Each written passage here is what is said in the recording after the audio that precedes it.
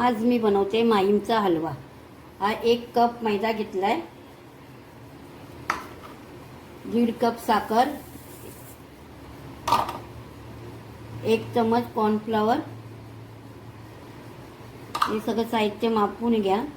आणि घी एक अर्धा वाटी घी आणि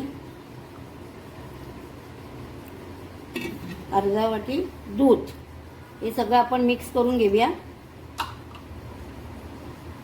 बघा आपण आता हे चांगलं मिक्स करून घेतलेलं आहे। आणि आता आपण गॅसवर नाही ठेवले, खाली ठेवूनच हे सगळं मिक्स करून घेतलं। आता आपण स्लो गॅसवरती हे आपण चांगलं शिजवून घेऊया।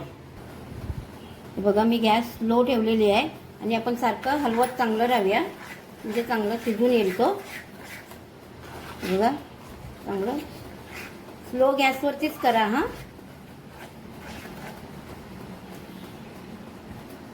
हे बघा असं हे बघा असं हे चांगलं झालेलं आहे।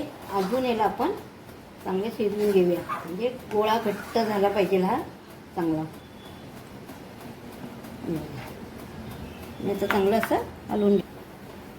हे बघा हे आपलं चांगलं गोळा रेडी झालेला आहे। आता आपण ह्याला बटर पेपरवरती घालून घेऊया। हा बघा मी बटर पेपर घेतलाय, त्याला आता घी लावून घेते आहे।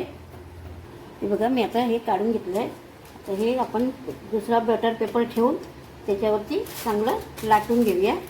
हे बघा आता चांगलं आपण लाटून घेऊया, जसं आपल्याला पाहिजे तसं। पातळ करायचं, पण आपण लांबडं नाही करायचं, पातळ करायचं एकदम। जाड असं नाही करायचं, पातळ करायचं। मी लाटून दाखवते। हा बघा हा मी फूड कलर येलो घालून हा येलो कलरचा करून घेते आणि एक व्हाईटवाला केला, तर तो व्हाईट बनवून तुम्हाला दाखवलं।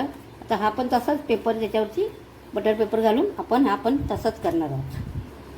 आपण आता याच्यावरती काजू आणि बदाम घालून घेऊया आणि चांगले ते हे होऊन दे।